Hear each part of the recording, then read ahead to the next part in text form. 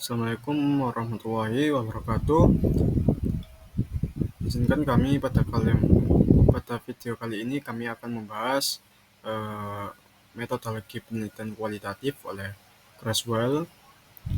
Baik, pada kali ini kami akan membahas chapter 1. Kami dari kelompok 9.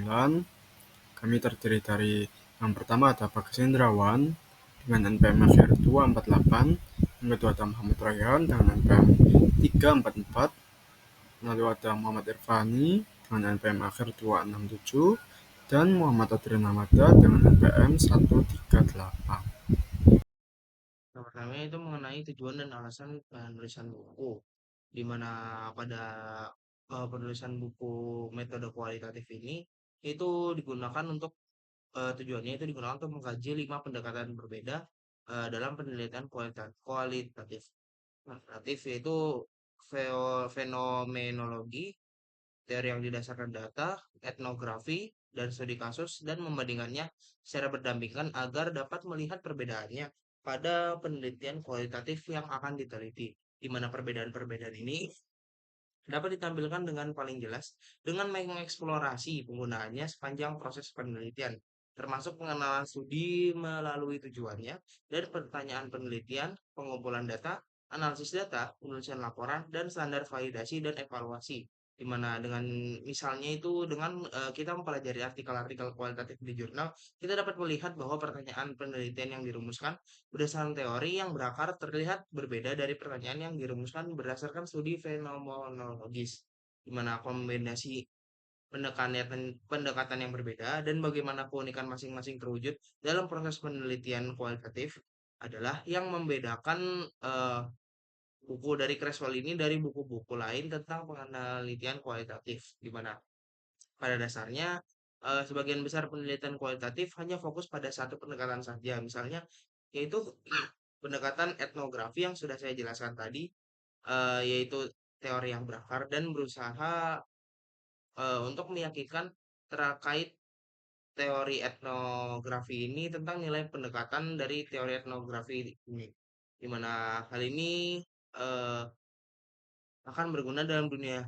akademis ya, dengan spesialis, di mana pendekatan 5 teori ini akan menjelaskan secara jelas dalam dunia dunia dalam akademis bagaimana pendekatan pada penelitian kualitatif itu terjadi.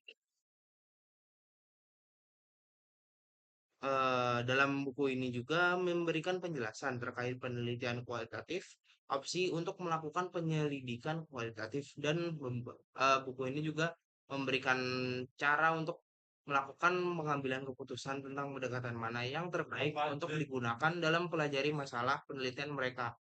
Dengan begitu, banyak buku tentang penelitian kualitatif secara umum dan berbagai pendekatan penyelidikan, mahasiswa penelitian kualitatif sering bingung memahami pemilihan, yaitu pendekatan yang tersedia dan bagaimana membuat pilihan yang informasi untuk penelitian kualitatif yang akan dijalankan.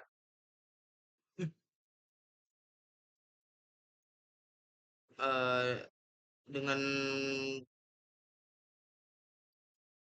buku ini, yaitu dapat semoga peneliti berharap buku ini dapat membantu untuk melakukan pemilihan dari pendekatan dari teori-teori yang berbeda dari 5 teori tersebut, mana teori yang lebih baik untuk digunakan untuk studi kasus atau penelitian yang akan dilakukan oleh seorang peneliti.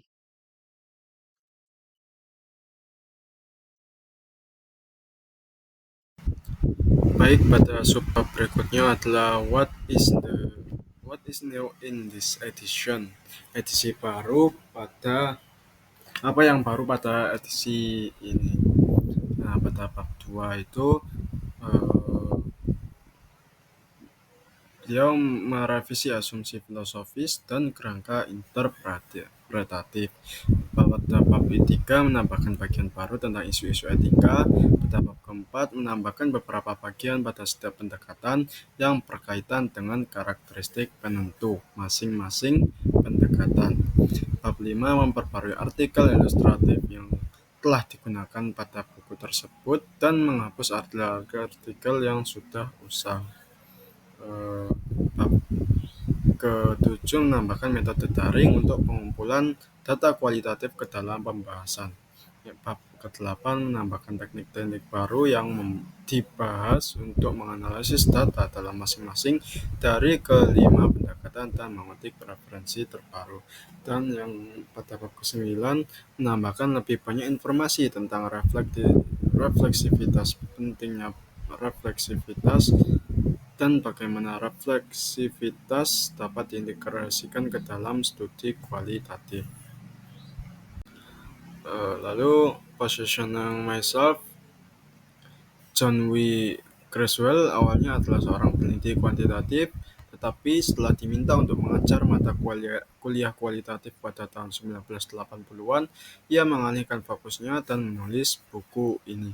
Ia dikenal sebagai ahli metodologi terapan yang menekankan desain penelitian, pendekatan kualitatif, dan metode campuran. Latar belakang kuantitatifnya mendorong untuk berpikir sistematis.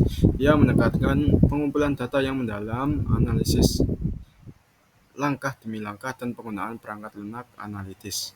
Ia juga tertarik pada struktur penulisan penelitian yang membuat pendekatannya sering dianggap pasca positivis, meskipun ia sendiri menolak untuk dikotak-kotakkan. Dalam penelitiannya, Creswell berhasil memadukan pendekatan realistis, konvensional, dan advokasi. Baginya, penelitian kualitatif tidak boleh dibandingkan dengan penelitian kuantitatif, karena keduanya valid untuk memahami fenomena sosial. Ia lebih suka menghubungkan teori dan praktik serta menulis dengan gaya yang sederhana agar mudah dipahami oleh mahasiswa baru yang mencerminkan visinya untuk menjadikan penelitian lebih inklusif dan mudah diakses.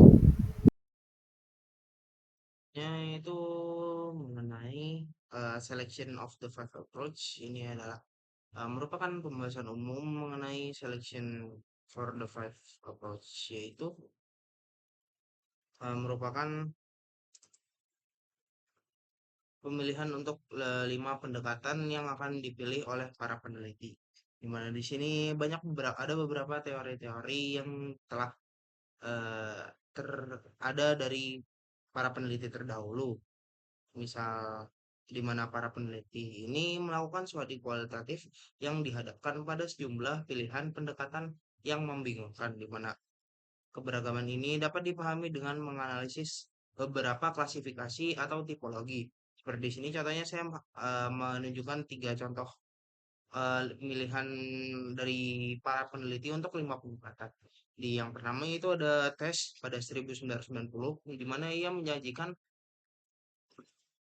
klasifikasi yang terdiri dari 28 pendekatan yang disusun ke dalam 4 cabang alir diagram alir, di mana nantinya 28 pendekatan itu akan dikelompokkan kepada pendekatan-pendekatan tersebut berdasarkan minat utama peneliti. Jadi dari 28 pendekatan akan dimasukkan ke dalam 4 cabang dari diagram alir atau flowchart yang disesuaikan dengan minat utama dari peneliti. Lalu yang kedua itu ada Walcott pada 1992 yang mengklasifikasikan pendekatan dalam diagram pohon dengan cabang-cabang pohon yang menandakan strategi pengumpulan data. Lalu yang ketiga yang yaitu ada Miller dan Crabtree pada 1992, di mana ia mengorganisir 18 jenis berdasarkan domain kehidupan manusia yang menjadi fokus utama peneliti seperti fokus pada individu, dunia sosial, atau budaya. Di mana di bidang pendidikan ada Jacob pada 1987 yang mengkategorikan semua penelitian kualitatif ke dalam tradisi seperti psikologis ekologis, interaksionomis, interaksionisme simbolik, dan etnografi holistik. Di mana klasifikasi Jacob ini memberikan kerangka kerja kunci bagi pembuat buku saat memulai menggambar edisi pertamanya. Lalu selanjutnya itu ada Lenzi pada 1993 yang mengelompokkan penelitian kualitatif berdasarkan perspektif disiplin ilmu seperti antropologi, sosiologi, biologi, psikologi kognitif, dan sejarah. Lalu yang terakhir yaitu ada teori dari Denzin dan Lincoln pada 2011, di mana Denzin dan Nicolin ini telah mengelompokkan dan melakukan pengelompokan ulang jenis strategi kualitatif mereka sepanjang tahun. Jadi mereka melakukan pengelompokan pengelompokan strategi kualitatif yang telah dibuatnya eh, pada tahun itu untuk digunakan kembali pada tahun-tahun berikutnya. Jadi, penggunaan strategi kualitatifnya tidak akan sia-sia dan akan tetap digunakan, pada tahun-tahun berikutnya. Oke, baik. Saya di sini akan menjelaskan mengenai selection of the five approach atau pemilihan 5 pendekatan. Nah, di sini ada beberapa alasan dalam pemilihan pendekatan ini. Yang pertama, kelima pendekatan ini paling populer dalam ilmu sosial, perilaku, dan kesehatan.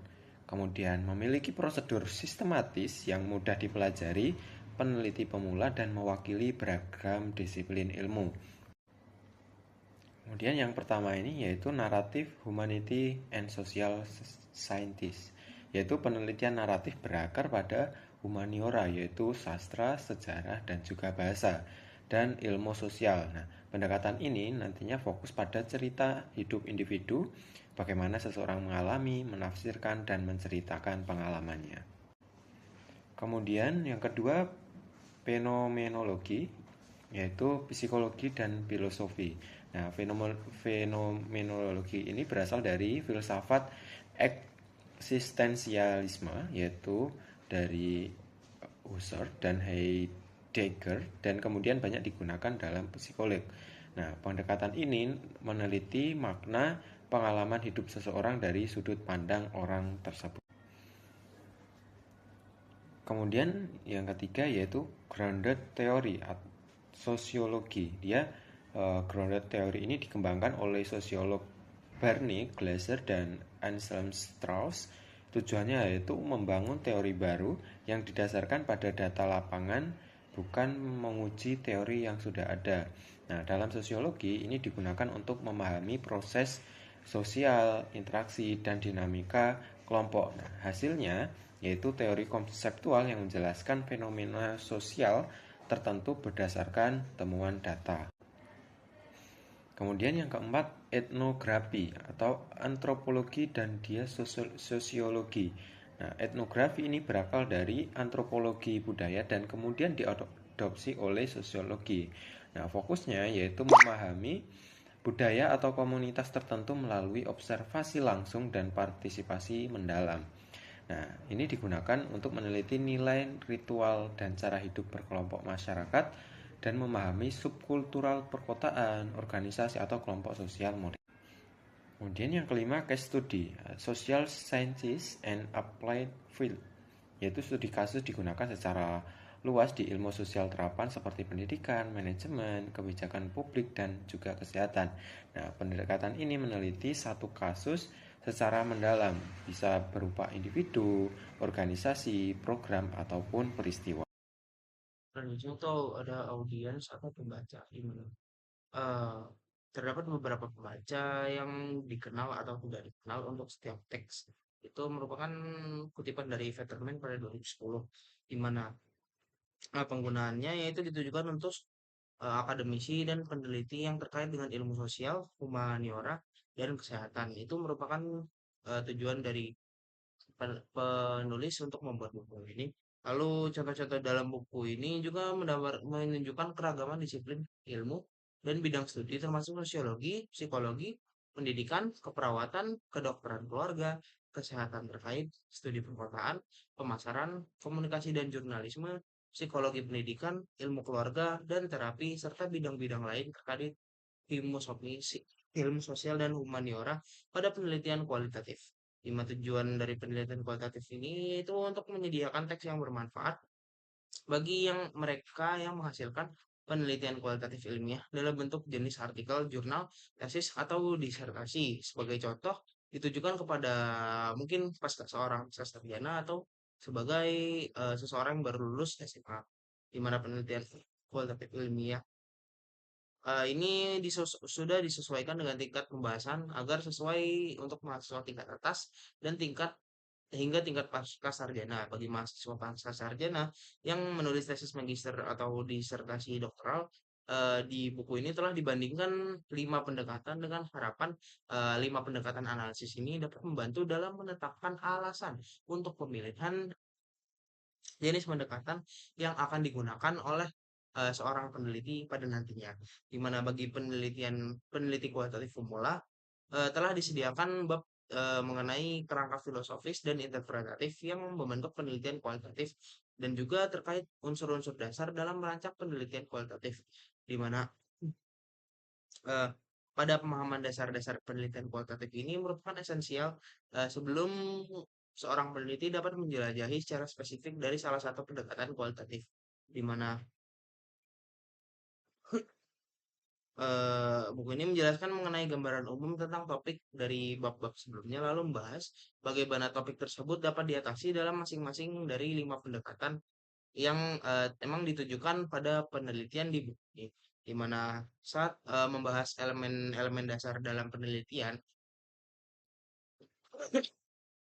buku ini juga merujukan kepada beberapa buku sebelumnya yang telah melakukan penelitian kualitatif yang dapat memberikan tinjauan lebih dalam tentang dasar-dasar penelitian kualitatif, di mana dasar-dasar ini diperlukan untuk sebelum menyelami atau memahami 5 pendekatan, di mana diharuskan untuk fokus pada perbandingan 5 pendekatan di sepanjang buku ini untuk memberikan pengenalan bagi peneliti pengalaman terhadap pendekatan yang membangun atas pelatihan dan pengalaman penelitian mereka. Jadi seorang peneliti nantinya akan memahami terkait penelitian kualitatif yang ingin diteliti karena buku ini menjelaskan mengenai unsur-unsur dasar-dasar bagaimana cara melakukan penelitian kualitatif tersebut. Jadi selanjutnya yang terakhir organization. Yang pertama chapter 2 membahas tentang dasar-dasar filosofis yang mendasari penelitian kualitatif, yaitu ontologi, epistemologi, aksiologi, dan metodologi. Creswell menjelaskan bagaimana pandangan filosofis ini memengaruhi cara penelitian dan memahami realitas dan membangun pengetahuan dan melakukan penelitian. Lalu yang pada chapter ketiga menjelaskan tentang elemen-elemen dasar dalam merancang penelitian kualitatif, mulai dari pengertian penelitian kualitatif, alasan penggunaannya pada tahapan proses penelitian, yaitu Creswell menguraikan langkah-langkah awal dalam merancang penelitian termasuk menentukan fokus itu. Lalu pada chapter keempat, bab ini memperkenalkan 5 pendekatan utama penelitian kualitatif, yaitu yang pertama terdapat narrative research, lalu fenomenologi, lalu grounded theory, lalu etnografi, lalu case study. Yang dijelaskan karakteristik, tujuan, serta konteks penggunaan dari masing-masing pendekatan itu agar peneliti dapat memilih metode yang paling sesuai dengan topik dan tujuan penelitiannya. Lalu pada chapter kelima menyajikan tentang 5 artikel jurnal lengkap yang mewakili setiap pendekatan kualitatif. Tujuannya agar pembaca dapat melihat contoh nyata penerapan masing-masing metode, mulai dari cara peneliti menulis pendahuluan, lalu mengumpulkan data dan menganalisis hingga menafsirkan hasil. Lalu chapter 6 sampai 10 membahas tentang penelitian kualitatif dengan baik dan bagaimana cara menulis pendahuluan. Lalu yang di chapter 7 bagaimana proses pengumpulan data kualitatif. Di chapter 8 membahas cara menganalisis dan mempresentasikan data kualitatif. Yang chapter ke-9 berfokuskan pada penulisan laporan penelitian kualitatif, dan yang chapter ke-10 menjelaskan tentang menilai kualitas dan validasi penelitian kualitatif untuk menguraikan berbagai strategi meningkatkan kredibilitas penelitian. Lalu yang terakhir pada chapter 11, bab ini merupakan puncak dari keseluruhan, kembali menggunakan Goodman case study dan menunjukkan bagaimana satu kasus dapat dianalisis menggunakan 5 pendekatan berbeda, yaitu naratif, fenomenologi, grounded theory, etnografi, dan case study. Tujuannya agar pembaca memahami perbedaan perspektif dan hasil interpretasi.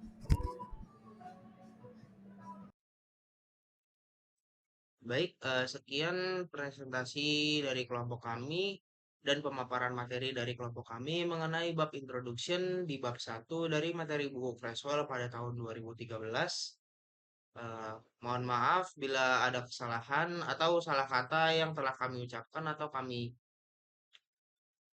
sebutkan kurang lebihnya mohon maaf. Sekian dari kelompok kami. Saya Bagas Hendrawan, perwakilan dari kelompok 9. Mohon undur diri. Assalamualaikum warahmatullahi wabarakatuh.